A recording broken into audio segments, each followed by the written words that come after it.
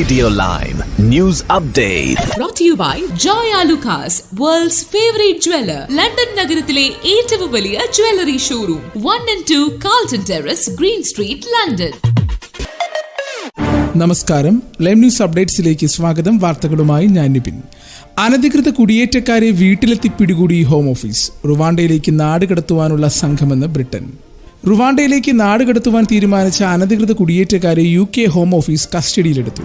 ഈ ആഴ്ച രാജ്യത്തുടനീളം ഇതിനായി നിരവധി ഓപ്പറേഷൻസ് നടത്തിയിട്ടുണ്ടെന്നും വരും ആഴ്ചകളിൽ ഇത് ശക്തിപ്പെടുത്തുമെന്നും ഹോം ഓഫീസ് അറിയിച്ചു. എത്ര പേരെ കസ്റ്റഡിയിലെടുത്തെന്നോ എവിടെ നിന്നാണ് കസ്റ്റഡിയിലെടുത്തതെന്നോ അധികൃതർ ഇതുവരെ വ്യക്തമാക്കിയിട്ടില്ല. റുവാണ്ട സേഫ്റ്റി ബിൽ കഴിഞ്ഞയാഴ്ച പാർലമെന്റിൽ പാസ്സായിരുന്നു.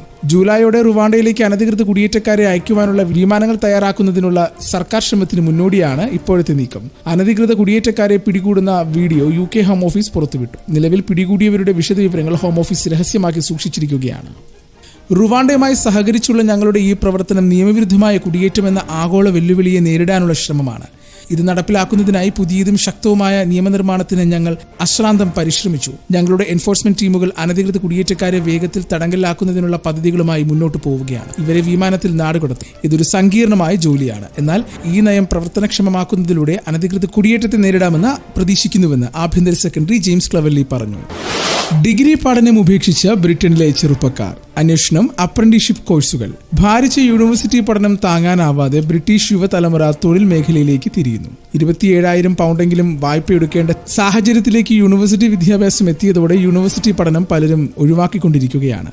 അതുകൊണ്ട് തന്നെ അപ്രന്റീസ്ഷിപ്പ് കോഴ്സുകൾക്ക് ആവശ്യക്കാർ ഏറുകയാണ്.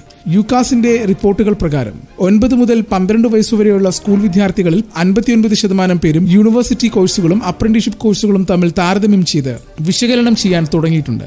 യുകാസിൽ അപ്രന്റീസ്ഷിപ്പ് കോഴ്സുകളെ കുറിച്ച് അന്വേഷിക്കാനെത്തുന്നവരുടെ എണ്ണം കഴിഞ്ഞ വർഷം തൊട്ടുമുമ്പത്തെ വർഷത്തേക്കാൾ 62.4% വർദ്ധിച്ചതായും കണക്കുകൾ പറയുന്നു. അപ്രന്റീസ്ഷിപ്പ് കോഴ്സുകൾ പഠനകാലത്ത് തന്നെ ഒരു വരുമാന മാർഗം സൃഷ്ടിക്കുകയും പ്രായോഗിക പരിശീലനം നൽകുക വഴി വളരെ പെട്ടെന്ന് തന്നെ ഒരു ജോലിയിൽ പ്രവേശിക്കുന്നതിനുള്ള അവസരമൊരുക്കുകയും ചെയ്യുന്നു. അതിൽ തന്നെ എഞ്ചിനീയറിംഗ്, കൺസ്ട്രക്ഷൻ പോലുള്ള അപ്രന്റീസ്ഷിപ്പ് കോഴ്സുകൾ 5 വർഷങ്ങൾക്ക് ശേഷം ഇതേ കോഴ്സുകൾ യൂണിവേഴ്സിറ്റികളിൽ പഠിച്ചവരെക്കാൾ ശമ്പളം അപ്രന്റീസ്ഷിപ്പ് കഴിഞ്ഞവർക്ക് നേടിക്കൊടുക്കുകയും ചെയ്യുന്നു. ചൂടേറുന്നതിനിടെ മഴ മുന്നറിയിപ്പുമായി മെറ്റ് ഓഫീസ്. ശക്തമായ മഴയ്ക്കൊപ്പം ഇടിമിന്നലും. തെളിഞ്ഞ കാലാവസ്ഥയിൽ തുടരുന്ന ബ്രിട്ടനിലേക്ക് മഴമേഘങ്ങൾ വരുന്നു. ഇടിമിന്നലോടുകൂടിയ ശക്തമായ മഴയാണ് രാജ്യത്തിന്റെ ചില ഭാഗങ്ങളിൽ തൊട്ടടുത്ത ദിവസങ്ങളിൽ നേരിടേണ്ടി വരിക. ഇതോടെ ബാങ്ക് ഹോളിഡേ വീക്കെൻഡ് അപ്പാടെ മഴയിൽ മുങ്ങുമെന്ന ആശങ്കയും ശക്തമായി. ഇന്നലെ സൗത്ത് ഇംഗ്ലണ്ട് ഭാഗങ്ങളിൽ 20 സെൽഷ്യസ് വരെ താപനില ഉയർന്നിരുന്നു. ഇത് ഇന്ന് 22 ഡിഗ്രി സെൽഷ്യസിലേക്ക് ഉയരുമെന്നാണ് കരുതുന്നത്. എന്നാൽ ഈ ഘട്ടത്തിൽ ഇടിമിന്നലോടുകൂടിയ മഴയ്ക്കുള്ള സാധ്യതയും രൂപപ്പെട്ടതായാണ് മെറ്റ് ഓഫീസ് മുന്നറിയിപ്പ് നൽകുന്നത്. ഇംഗ്ലണ്ടിലെ മധ്യ സൗത്ത് ഭാഗങ്ങളിലും വെയിൽസിലും രാത്രിയോടെ മഴ എത്തുമെന്നതാണ് സൂചന. അർദ്ധരാത്രിയോടെ ഇടിമിന്നലും മഴയും സൗത്ത് ഇംഗ്ലണ്ടിലെ നോർത്ത് വെസ്റ്റ് മേഖലയിലേക്ക് നീങ്ങി വെയിൽസിലേക്ക് എത്തും. സൗത്ത് ഈസ്റ്റ് ഇംഗ്ലണ്ടിലും വെയിൽസിലും രാത്രി 8 മുതൽ രാവിലെ 8 വരെ ഇടിമിന്നലോടുകൂടിയ മഴയ്ക്കുള്ള മുന്നറിയിപ്പ് നൽകിയിട്ടുണ്ട്. 2 മുതൽ 3 വരെ മണിക്കൂറിൽ 50 mm വരെയും മഴയ്ക്കും സാധ്യതയുണ്ട്. ലോകം ഞെട്ടിയ രാത്രി. പാക് മണ്ണിലെ അമേരിക്കയുടെ മിന്നൽ ആക്രമണത്തിന് 13 വർഷം. 2001 സെപ്റ്റംബർ 11 ഭീകരാക്രമണത്തിലൂടെ വേൾഡ് ട്രേഡ് സെന്റർ തകർത്ത അൽ ഖ്വയ്ദ ഭീകരവാദ സംഘടനയ്ക്കും അതിന്റെ നേതാവ് ഒസാമ ബിൻ ലാദനോടും പ്രതികാരം ചെയ്യുവാനുള്ള അമേരിക്കയുടെ ദീർഘകാല ദൗത്യം 2011 മെയ് 2-ാം തീയതിയാണ് സഫലമായത്. ലാദനെ കണ്ടെത്തുവാനുള്ള US-ന്റെ പരിശ്രമങ്ങൾ വർഷങ്ങളോളം നീണ്ടു.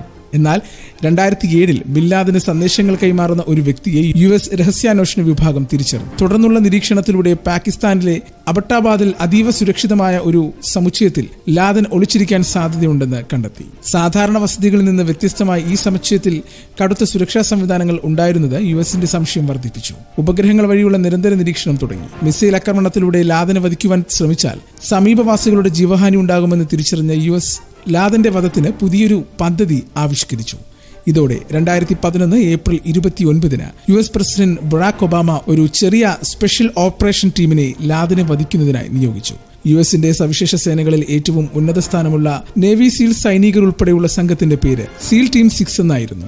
അബോട്ടാബാദിലെ സാഹചര്യങ്ങൾ പുനഃസൃഷ്ടിച്ച് കഠിന പരിശീലനം നടത്തി. 2011 മെയ് 1 വൈകുന്നേരം പ്രസിഡന്റ് ഒബാമ ദൗത്യത്തിന് അന്തിമ അംഗീകാരം നൽകിയതിനെ തുടർന്ന് അഫ്ഗാനിസ്ഥാനിൽ നിന്ന് പ്രത്യേക രൂപകൽപ്പനയിലുള്ള കറുത്ത നിറത്തിലുള്ള ഹെലികോപ്റ്ററുകളിൽ 25 നേവി സീൽ അംഗങ്ങൾ പാകിസ്ഥാനിലേക്ക് പറന്നുയർന്നു. പുലർച്ചെ 1 മണിക്ക് ശേഷം അവർ അബട്ടാബാദിലെ ലാദൻ താമസിച്ചിരുന്ന സമുച്ചയത്തിന്റെ കോമ്പൗണ്ടിൽ ലാൻഡ് ചെയ്തു. ഇറങ്ങുന്നതിനിടയിൽ ഒരു ഹെലികോപ്റ്റർ ഇടിച്ചാണ് ഇറങ്ങിയത്. ഇത് അതോടെ നശിച്ചു. കൃത്യം 10 മിനിറ്റിനുള്ളിൽ ഒസാമ ബിൻ ലാദനെ കെട്ടിട സമുച്ചയത്തിന്റെ 3-ാം നിലയിൽ നേവി സീൽസ് കണ്ടെത്തി. ലാദന്റെ തലയ്ക്കു നേരെ തോക്ക് ചൂണ്ടിയ നേവി സീൽസിന്റെ ആദ്യ വെടി തന്നെ ലക്ഷ്യം കൈവരിച്ചു. നെറ്റിയുടെ ഇടതുഭാഗത്തേക്ക് വെടിയേറ്റ് ലാദൻ നിലം പതിച്ചു. തുടർന്ന് മിനിറ്റുകൾക്കുള്ളിൽ US പ്രസിഡന്റ് ഒബാമയ്ക്ക് നേവി സീൽസിൽ നിന്നുള്ള സന്ദേശം ലഭിച്ചു. ലാദൻ കൊല്ലപ്പെട്ടിരിക്കുന്നു. പിന്നീട് ലാദന്റെ മൃതദേഹം ഒരു ബോഡി ബാഗിൽ പൊതിഞ്ഞ ശേഷം സംഘം കെട്ടിട സമുച്ചയത്തിനുള്ളിൽ തിരച്ചിൽ നടത്തി. സംഘത്തിന് ധാരാളം തെളിവുകൾ കണ്ടെത്തുവാനും സാധിച്ചു. 40 മിനിറ്റോളം നീണ്ട ദൌത്യത്തിനൊടുവിൽ സംഘത്തിന്റെ ആദ്യ ഹെലികോപ്റ്റർ സമുച്ചയം വിട്ടുമടങ്ങി. ക്രാഷ് ലാൻഡ് ചെയ്ത് തകർന്ന ഹെലികോപ്റ്റർ നേവി സീൽസ് നേരത്തെ തന്നെ നശിപ്പിച്ചു കളഞ്ഞിരുന്നു. പുലരും മുമ്പ് തന്നെ അവ അഫ്ഗാനിസ്ഥാനിലെ US സൈനിക താവളത്തിൽ തിരിച്ചെത്തി. ഇന്ത്യൻ സമയം രാവിലെ പ്രസിഡന്റ് ഒബാമ ബിൻ ലാദന്റെ മരണം സ്ഥിരീകരിച്ചു. ഇനി നാട്ടിലെ വാർത്തകൾ. പോയി തൂങ്ങിച്ചാകൂ എന്ന് പറയുന്നത് ആത്മഹത്യാ പ്രേരണയായി കണക്കാക്കാനാകില്ലെന്ന് കർണാടക ഹൈക്കോടതി. തീരദേശ കർണാടകയിലെ ഉടുപ്പിയിലെ ഒരു പുരോഹിതന്റെ ആത്മഹത്യയുമായി ബന്ധപ്പെട്ട കേസിൽ വാദം കേൾക്കവെയാണ് ഇത്തരം ഒരു പ്രസ്താവനയുടെ പേരിൽ ഒരാൾക്കെതിരെ ആത്മഹത്യാ പ്രേരണ കുറ്റം ചുമത്താനാകില്ലെന്ന് ജസ്റ്റിസ് M നാഗപ്രസന്ന പറഞ്ഞത്. തന്റെ ഭാര്യയുമായുള്ള പുരോഹിതന്റെ ബന്ധം അറിഞ്ഞ പരാതിക്കാരൻ അദ്ദേഹവുമായി വാക്കുതർക്കത്തിൽ ഏർപ്പെടുകയും പോയി തൂങ്ങിച്ചാവൂ എന്ന് ആക്രോശിക്കുകയും ചെയ്തു. പരാതിക്കാരൻ അതും ദേഷ്യം വന്നപ്പോൾ പറഞ്ഞ വാക്കുകളാണെന്നും പുരോഹിതൻ തന്റെ ജീവിതം അവസാനിപ്പിക്കാൻ എടുത്ത തീരുമാനം അതിനാലാണെന്നും പരാതിക്കാരന്റെ അഭിഭാഷകൻ കോടതിയിൽ വാദിച്ചു. വാക്കുതർക്കം നടന്നതിന് പിന്നാലെയാണ് പുരോഹിതൻ ജീവൻ ഒടുക്കിയത്. പരാതിക്കാരന്റെ ഭീഷണിയെ തുടർന്നാണ് പുരോഹിതൻ ജീവൻ അവസാനിപ്പിച്ചത് എന്നാണ് എതിർഭാഗം വാദിച്ചത്. എന്നാൽ ഇത് തള്ളിയ കോടതി പുരോഹിതന്റെ ആത്മഹത്യക്ക് പല കാരണങ്ങളുണ്ടാകുമെന്നും പരാതിക്കാരന്റെ വാക്കുകൾ അതിന് കാരണമായി എടുക്കാനാകില്ലെന്നും വിലയിരുത്തി.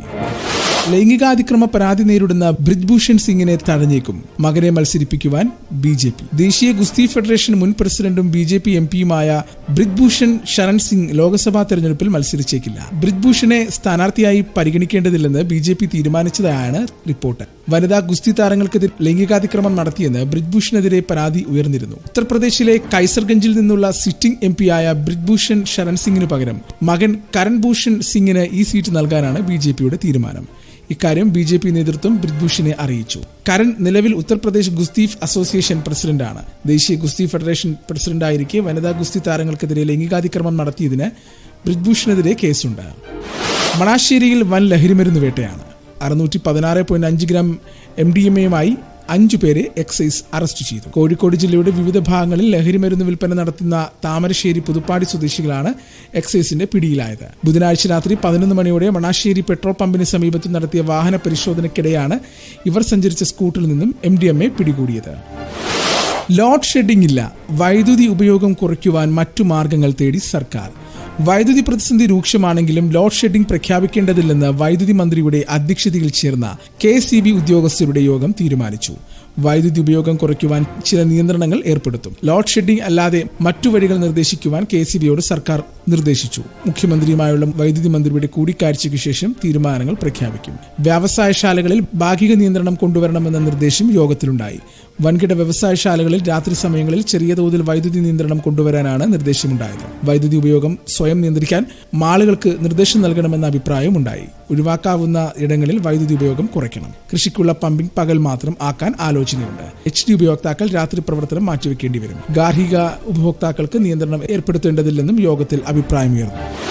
ഇനി കായിക വാർത്തകൾ. ഇഷ്ടക്കാർ ടീമിലെത്തി.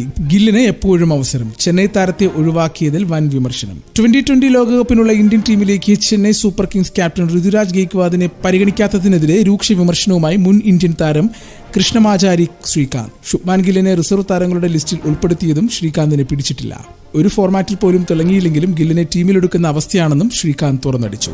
ശുഭ്മാൻ ഗിൽ ഫോമിലല്ല ഉള്ളത്, പിന്നെന്തിനാണ് അദ്ദേഹത്തെ ടീമിൽ എടുക്കുന്നത്? ഋതുരാജ് ഗെയ്ക്വാദ് ടീമിൽ സ്ഥാനം അർഹിക്കുന്നുണ്ട്, അതിൽ സംശയമൊന്നും വേണ്ട. 17 ഇന്നിംഗ്സുകളിൽ നിന്ന് 500-ലേറെ റൺസ് നേടിയ താരമാണ്. ഓസ്ട്രേലിയക്കെതിരെ സെഞ്ചുറി അടിച്ചു. ശുഭ്മാൻ ഗിൽ സെലക്ടർമാർക്ക് പ്രിയപ്പെട്ടവനാണ്. ബാറ്റിംഗിൽ പരാജയപ്പെട്ടാലും അവസരം ഉറപ്പായും കിട്ടും. ടെസ്റ്റിലും ഏകദിനത്തിലും 2020ലും ഫോമിലല്ലെങ്കിലും ചാൻസ് ഉണ്ടാകും. പ്രിയപ്പെട്ടവർക്ക് മാത്രമായി ടീം സെലക്ഷൻ മാറി. ഒരു യൂട്യൂബ് ചാനൽ സംസാരിക്കവേ ശ്രീകാന്ത് ഇതെല്ലാം തുറന്നടിച്ചു. ഇന്നത്തെ പൗണ്ട് വിനിമയ നിരക്ക് 104.44 രൂപ. ഇതോടുകൂടി വാർത്തകൾ കഴിഞ്ഞു. കൂടുതൽ വാർത്തകൾ അടുത്ത ബുള്ളറ്റിൻ.